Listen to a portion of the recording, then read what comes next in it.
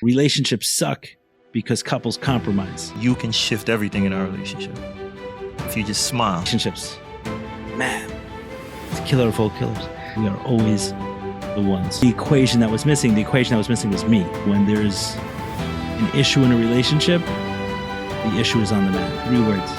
Notice? The man. The word doesn't have to be okay with you doing what you know you need to do in order to get your life right. Welcome to the In Search of More podcast. I am your host, Ellie Nash. Join me weekly on my quest for more. More from myself and more from this world. We'll see you on the other side.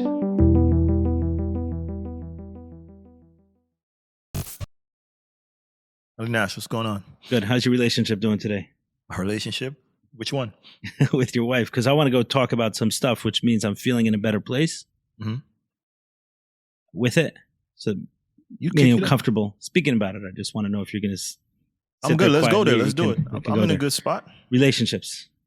Man, it's a killer of all killers. So, Omar Pinto. Yeah. He and I worked together. And one of the things we worked together on was, some stuff in my relationship, some frustrations.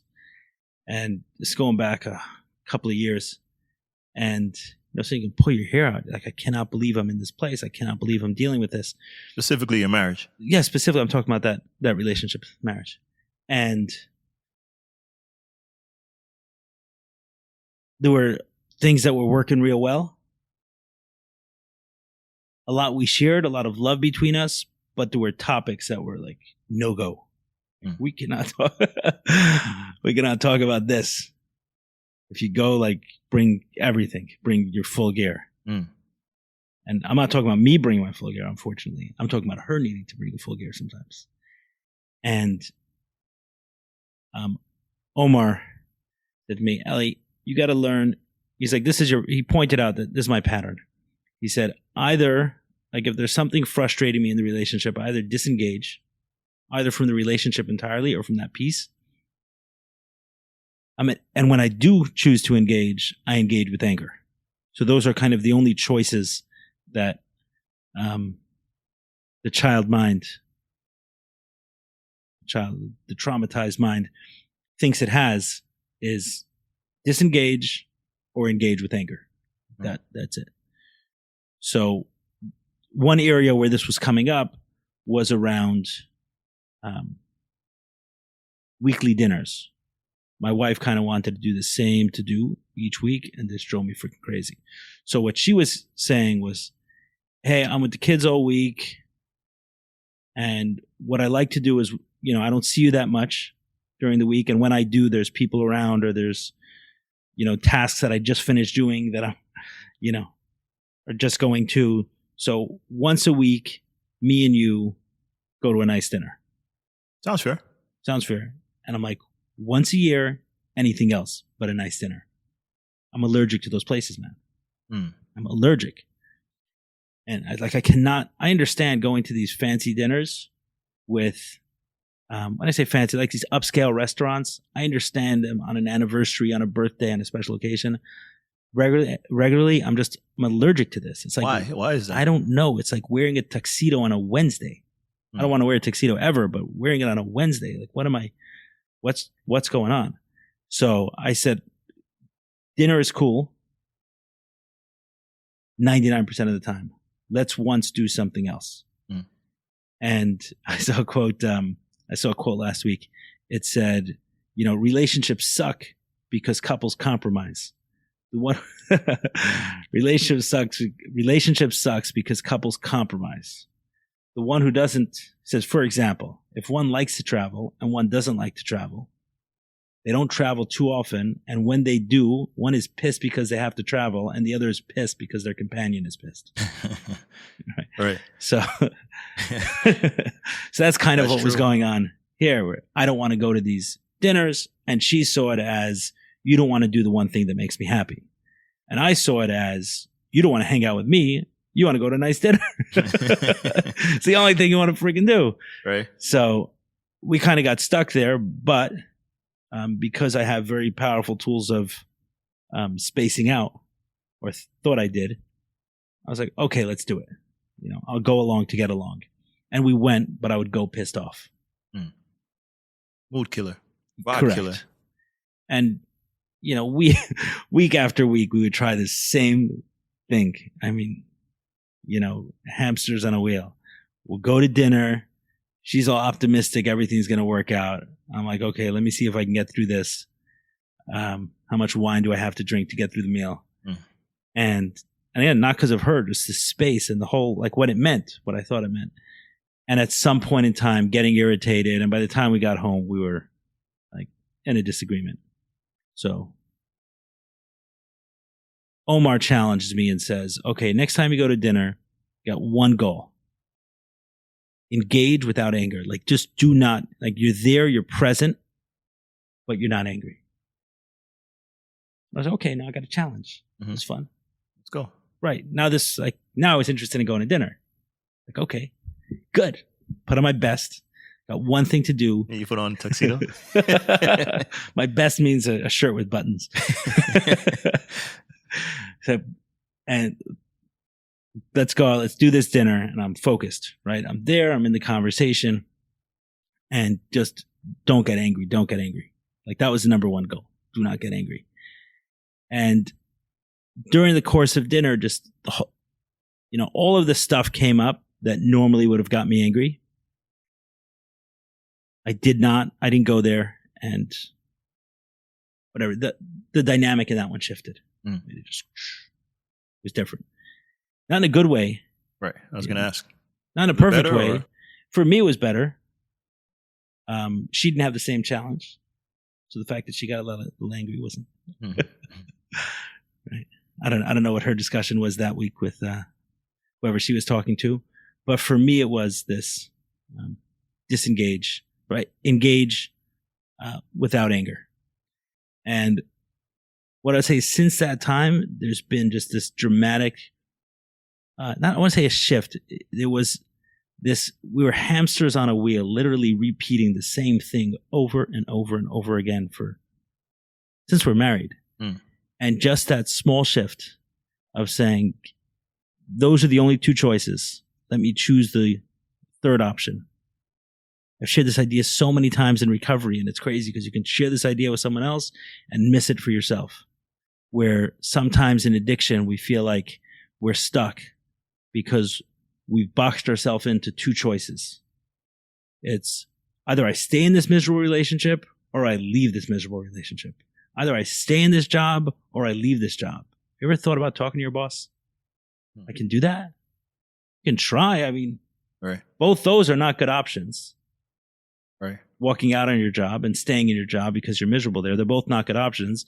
You feel so helpless because both those suck. And then someone can sit there and say, hey, is there a third option here? And that's what Omar did for me there. He said, hey, is there a third option in this relationship that's frustrating you so much? And from that day, we went on to a different path, not one that didn't have its ups and downs and its hurdles, but at least they were different. At least they were different ones. I like to pride myself on the fact that my problems are often not the same. They change. Right. This one was one problem that was stymieing me for a few years. And thanks to the guidance, wisdom, and clarity that Omar gave me, I was able to navigate out of this one. Again, not without its challenges and discomforts and everything under the sun, but it's brought our relationship to a much different place. And I pointed back to that dinner. Ironically, it was a dinner that sorted it out in a nice restaurant. That exactly what I didn't want to do, but in that space was able to work through that discomfort, get off the hamster wheel, embark on a new path, and from there build. Right. And for you, the foundation was engaging without anger. That was it. That was the third door, so to speak. I saw it two. One is disengage, space out, just not be present, not be here. And the other is when I do, just lash out in anger. So, or some variation. Anger doesn't mean rage. Doesn't mean this. It's a whole scale. Passive aggressive. It could be anything. Right. It's just anger. Yeah. I'm curious. It got me thinking a few things. One, take your wife out of it. Do you still not like going to upscale restaurants 28 days out the month? Like by yourself? Let's say, not literally, but like let's take that part of it out, that part of the equation out. I still don't, and our life has pretty significantly changed that it's not really an option. Right. Every week, and she doesn't feel the need every week. We do it on occasion, but it's not. So for you, Ellie Nash, never really into upscale dining over and over repeatedly. For a reason. For a reason. If I'm there for an anniversary, if I'm there for a birthday, right? But it wasn't I guess your thing. that's what gets me about it. Is that I kind of feel like there's special occasion stuff. Special occasion. These are special occasions. They're experiences that should be kept special, and just doing it on every single week. Okay, so kind of cheapens it. Yeah. So what do we do on the anniversary? Right. Okay, cool. The other thing that I'm curious about was bringing your wife back into the equation. What do you think upscale plus wife plus the frequency of it, what did that represent for you? What it felt like was that I wasn't there. That's what it felt like. That was the story I was telling myself, and obviously some of my old wounds coming up in there was that this had nothing to do with me. Is she had this image or vision of what she wanted to do on a Saturday night, and included being with her man in an upscale restaurant. So I was the fill-in. I was the right. I was the choice to fill in that picture, but it had nothing to do with me. And you felt that feeling before in other parts of your life where this thing has nothing to do with me. I'm just, for lack of a better word, being used. For lack of a better word. Yeah, not for lack of a better word, for the word. Yeah, I'm a stand-in. Yeah. I felt like that a lot in my childhood. Hell, I felt like that to religion. That's what it did to me. That's why I was so traumatized from it. It just had nothing to do with me. I got to come to synagogue to be one of the 10. A minion. Nothing to do with me.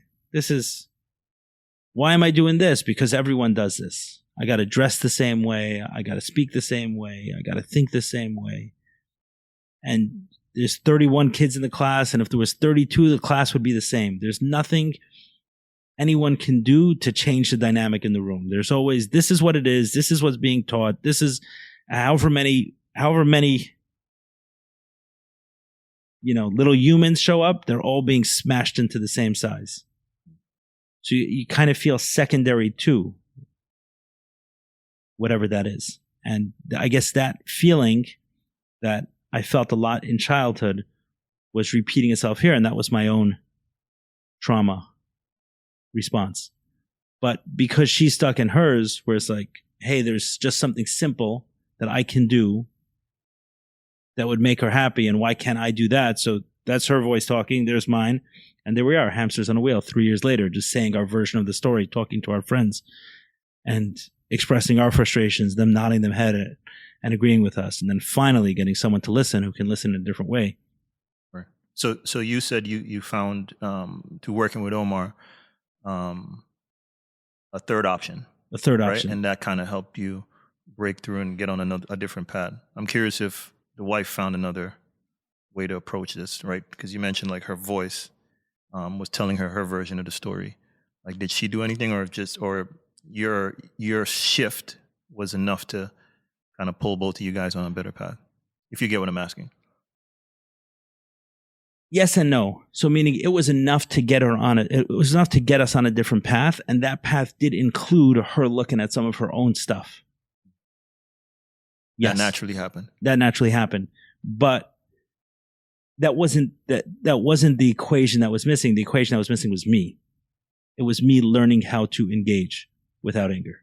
It was learning how to, at risk of thinking like this is the rule, it's always engagement without anger. It was looking at a frustrating situation, a situation we're frustrated by, which I think another way of saying frustrated in this context is helpless.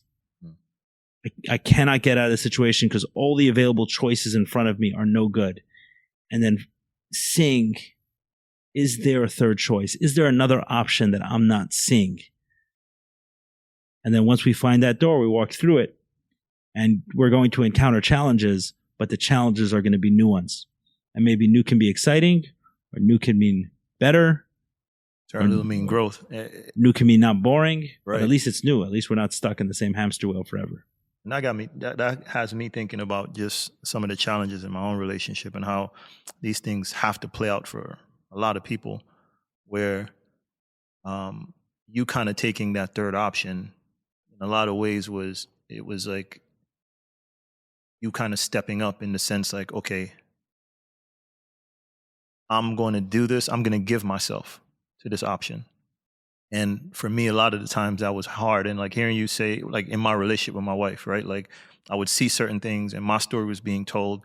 And I was like, no, but I'm not going to be the bigger person, for lack of a better word, because you got to see this from my perspective. Right. And we were just friction, right? And often, even when she says like, I need this, right? Like just be affectionate. And I'm like, but you're not affectionate to me. And, you know, that was the story. And then it came a point where, you know, it even like you're saying, engaging without anger, like and anger can look like a lot of things. Like I would for sure be passive aggressive. Like there's one stage in my relationship where I felt like, I'm going to show you the folly in your ways. Right. So for example, if at one point, like I was moving around a lot. So like moving around, meaning like I'm always out of the house. Oh, you were right? moving around. Yeah. I was always out and about the streets running around. So my approach, I remember clearly, like it would be like she would give me shit whenever I have to go somewhere, right? And I would really get frustrated, and I thought it was silly. Like, why are you always haggling me to not, you know? Every time I want to step out, you're always kind of haggling me. So my approach was, whenever she wants to go out, I'll be super cool about it. Like, go, go. And inside of that, she would see like, oh, I should give him the same grace. It's not that, you know. Didn't work at all, right? Because every time I got the same thing happened. So it eventually got to a point where I decided to give, like, okay, let me try something else. Let me do what she's saying. And that's when certain breakthroughs happen. And I think that's important to know that. Like, so what was that? Be specific for. Yeah. So like, definitely like being more affectionate and more consideration was a big thing for us, right? Like, I wouldn't necessarily consider her feelings, right? As a wife, as a woman, just dealing with my stuff, how that feels. It's always like, I kind of saw it through my lens only. So just kind of being more considerate of her role and how she felt in the relationship. Once I started doing that and saying like, okay, I'm not in this for any reward. If she gives me back the same thing, no big deal, whatever, I'm just going to do what she's been asking. And that shifted a lot. So you were withholding in some way? Yeah, for sure. You're withholding as a quasi punishment. Right. Right. Or as a punishment. Yeah. As a You're punishment. withholding love, affection, or whatever else. Saying, okay, you give me a hard time about this. I'm not going to, this is what I need. I need the space. Right. I heard someone say recently, there's the 5 love languages. Break it down to me. I don't know all 5 of them, but there's 5 gifts, acts of service, time, physical affection.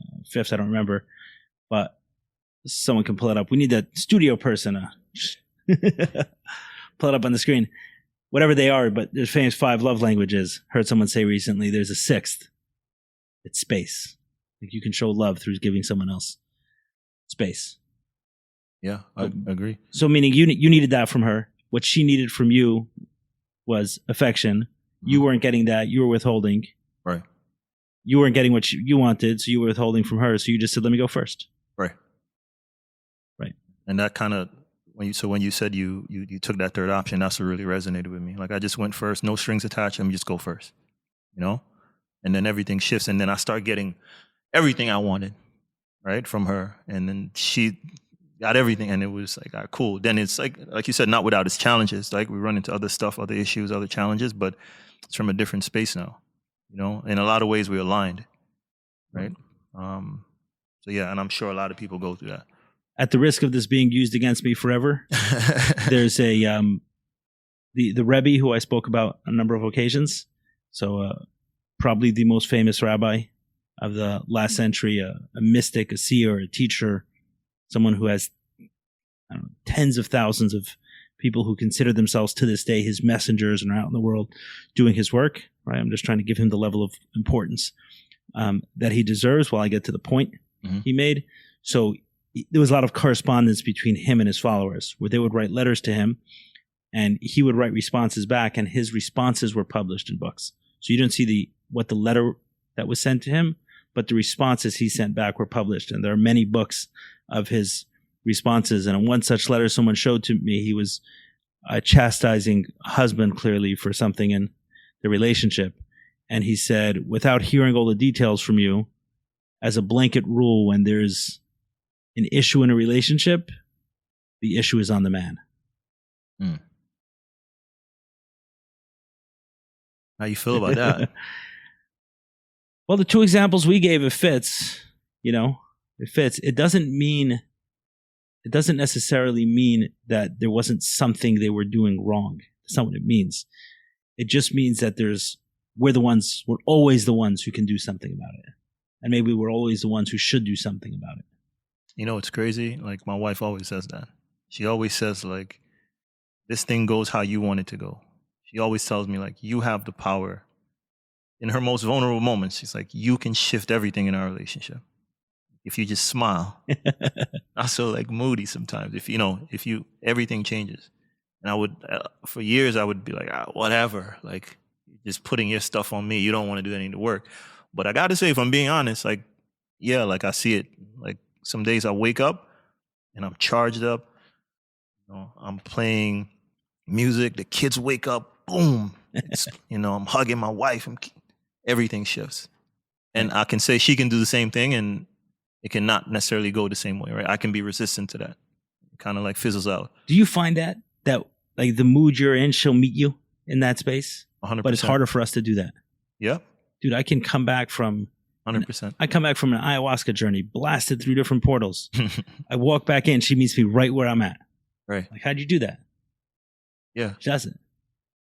We got to get him on there. We got to ask him that. Like, yeah, like we got to ask that question. But yeah, 100%. Right. It's harder for us to bring our presence. Yeah. The women in the comments, let us know. How is that? Like, how do you guys do that? For sure. Whoever's watching this, let us know. That's a real thing, though. It's a real thing. You're able to match us. Like, you find that, right? 100%. I never expressed this before. 100%. But yeah, that's something I found, is that 100%. I believe that all of women's criticism, all the nagging, all the complaints about us boil down to 3 words. Notice? Be a man. All of it. All of it. And I mentioned ayahuasca, so I was speaking to a guy the other day, and struggling a lot. Depression, addiction, financially, everything under the sun. And he's tasted a little bit. He's tried everything. And I got to do a proper conversation, like a deep dive, because I've touched on the topics a little bit of ayahuasca and plant medicines and different things. And I got to do one where I'm giving my full perspective on it, right? The full 360, so people aren't taking bits and pieces and my pro or against or how I view it and what settings, like, just to do that conversation. But just to sum this point up in 60 seconds. So this guy has tried everything to heal. Rehab failed, and he's tasted a little bit of plant medicine to know that these things can help him. And so I've told him, hey, you've experienced other plants, but you've never experienced ayahuasca. This can help you in ways that the other stuff haven't. So he reached out to me the other day, and he's like, what do you think about this? And so it's not what I think. It's, you've already had the experience, right? You know it. He's like, yeah, but my wife is not. But my wife is not for it. Like, this is kind of a catch-22, because most likely when you go into ayahuasca, the first thing it's going to sort out is that your wife doesn't have to be okay with you doing what you know you need to do in order to get your life right. Right. But you may not get to ayahuasca because of that. Right. So that's true. Right. So what I'm not saying is that they're always right, we're always wrong. What I am saying is that we're always the ones. I think that message, we're always the ones who can fix it. What I am saying is that we are always the ones who can fix it. That's what I believe. That's the way I approach my challenges. I agree. Amen. We got to get some more women on this podcast. Yeah, let's do it. What the hell's going on? Some feminine energy, man.